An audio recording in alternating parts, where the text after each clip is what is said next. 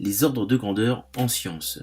Alors qu'est-ce qu'un ordre de grandeur? Un ordre de grandeur, ça permet d'avoir une idée approximative de la valeur d'un nombre, de la valeur d'une grandeur physique.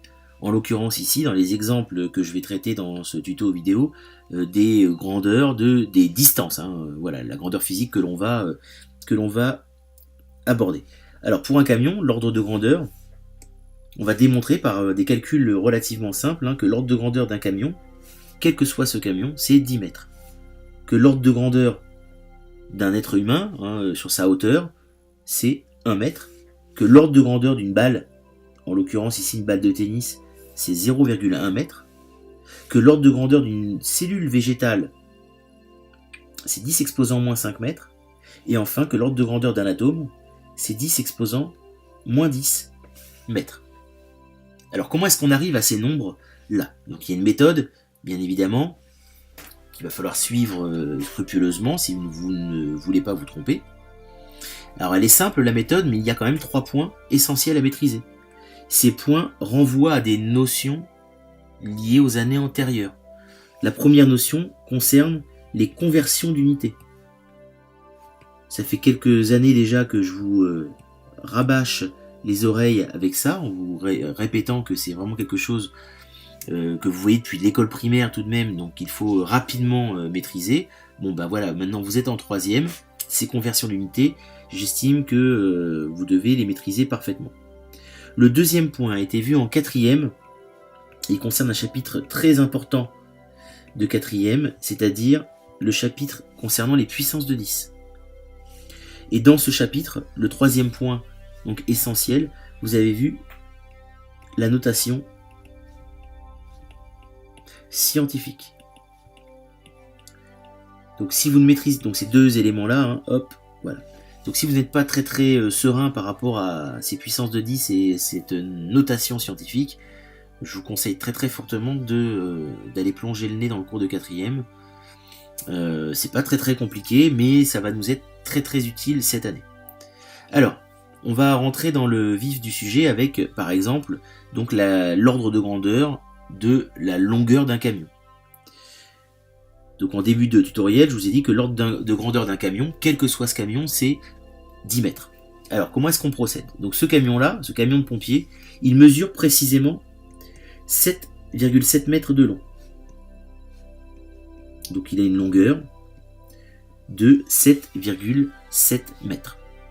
La première chose à faire, c'est le premier point de la technique, c'est d'exprimer ce 7,7 en notation scientifique. Donc la notation scientifique, voilà, 7,7 en notation scientifique, en fait, le chiffre qui est devant la virgule, ça doit être soit un 1, un 2, un 3, un 4, un 5, un 6, un 7, un 8 ou un 9.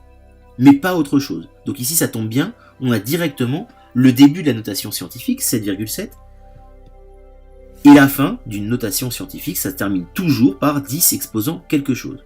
Alors ici, on va être un petit peu embêté, parce que 7,7, il faut réussir à trouver une puissance de 10 qui me permet de retomber sur le nombre de départ. On a vu dans le cours, et vous avez vu en mathématiques aussi, que 10 exposant 0, c'est la même chose que 1. C'est-à-dire que quand j'écris 7,7 fois 10 exposant 0, j'écris la même chose que 7,7 fois 1. C'est-à-dire 7,7. Donc ma notation scientifique, je l'ai. Mon 7,7, je peux l'écrire en notation scientifique sous cette forme-là, 7,7 fois 10 exposant 0 mètres. Ça, c'est pour le premier point de la technique. Le deuxième point consiste à regarder le nombre, justement, qui est devant cette puissance de 10. Et là, il y aura deux cas de figure. Soit ce nombre est strictement inférieur à 5, soit ce nombre est supérieur ou égal à 5. Il faut regarder dans quel cas de figure on se trouve. Alors ici, c'est simple, 7,7, c'est bien supérieur à 5. On est dans ce cas de figure-là. Et bien dans ce cas, on arrondit le nombre à 10. On va écrire, c'est peut-être un petit peu brutal, mais on va dire que 7,7, c'est à peu près égal à 10. Et je vais garder ce nombre-là. Donc si j'écris enfin dans un troisième temps, qui va concerner donc le calcul mon 7,7 fois 10 exposant 0 avec la valeur arrondie, eh bien je me retrouve à la place du 7,7 avec un 10, fois 10 exposant 0 qui lui est toujours là depuis le début, mètres. En mathématiques, vous avez vu que 10 c'est la même chose que 10 exposant 1, et que lorsque l'on multiplie deux nombres, deux puissances de 10 entre elles, on additionne leurs exposants. C'est-à-dire que 10 exposant 1 fois 10 exposant 0, c'est la même chose que 10 exposant 1 plus 0. C'est-à-dire 10 exposant 1. Donc, mon camion, voilà, je gomme ce qui ici perturbe un petit peu notre lecture. Mon camion, si je pars du départ, si je reviens à la première ligne, mon 7,7 mètres, eh bien je peux dire que avec les arrondis, c'est à peu près égal à 10 exposant 1 mètre, c'est-à-dire 10 mètres. 10 exposant 1, ça fait 10. L'ordre de grandeur, de longueur d'un camion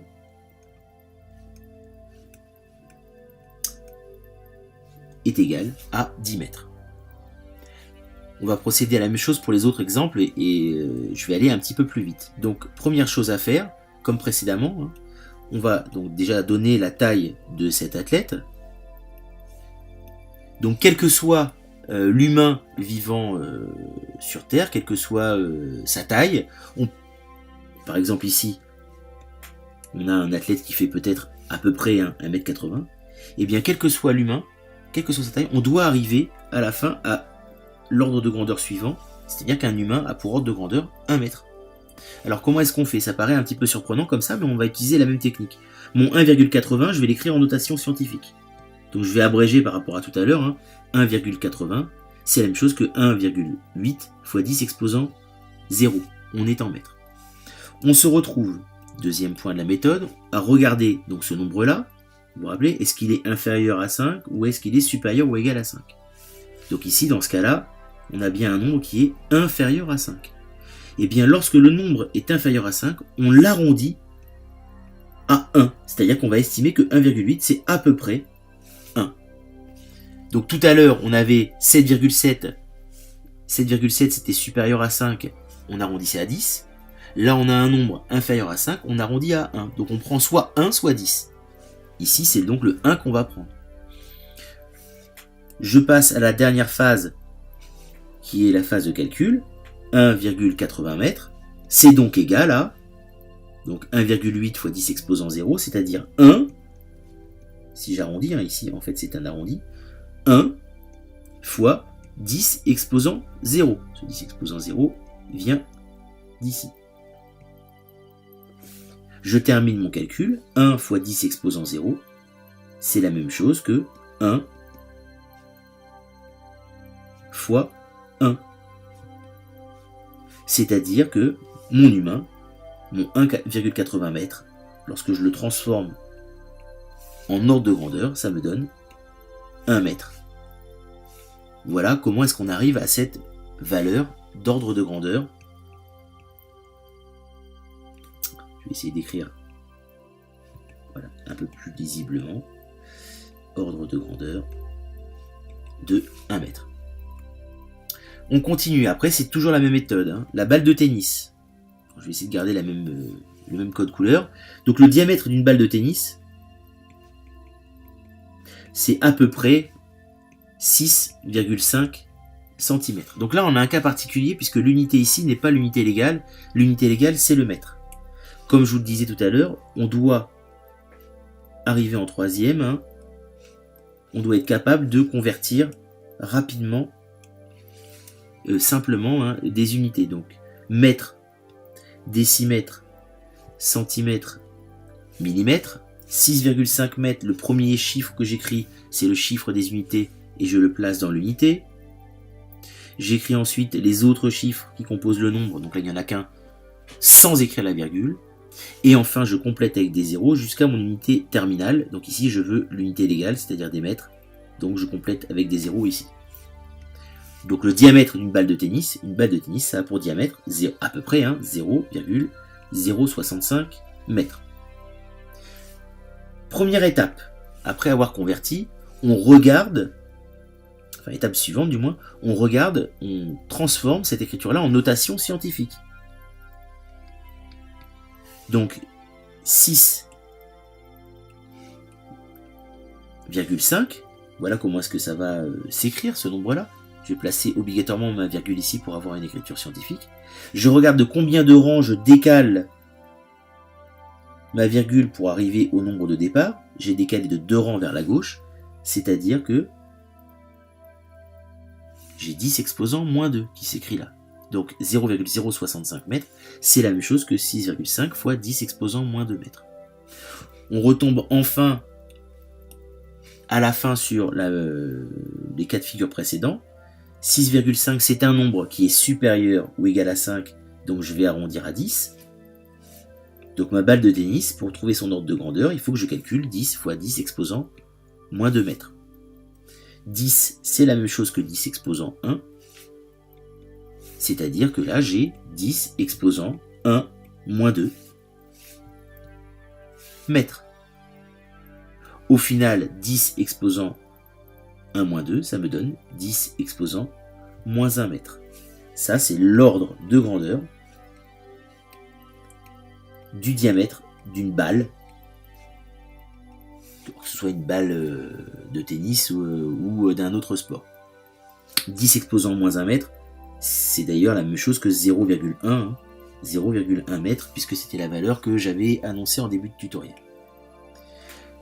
Le cas suivant, donc là je vais aller de plus en plus vite, vous devez commencer à comprendre. Donc ici on a une cellule, une cellule de peau d'oignon. Donc cette cellule, elle a pour diamètre, pour longueur,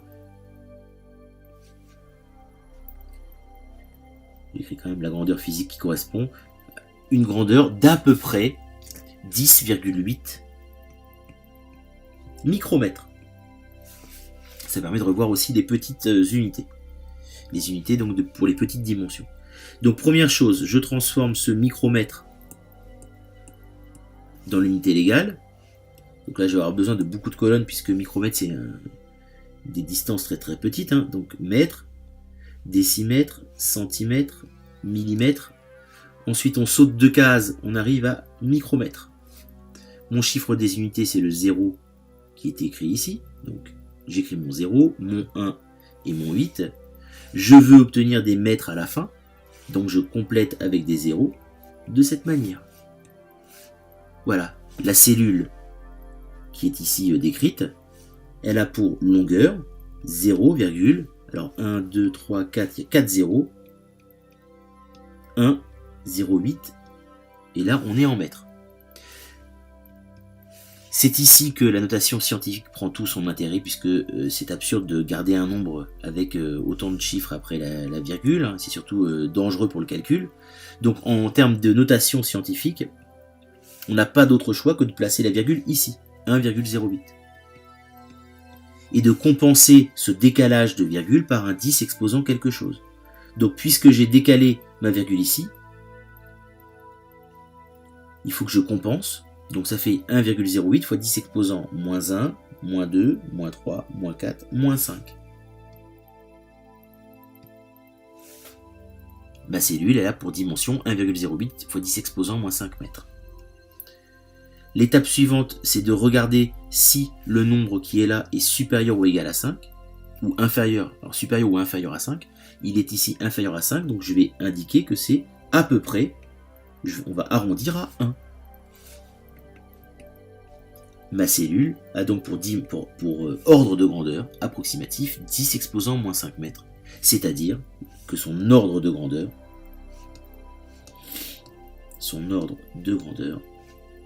est de 10 exposant moins 5 mètres.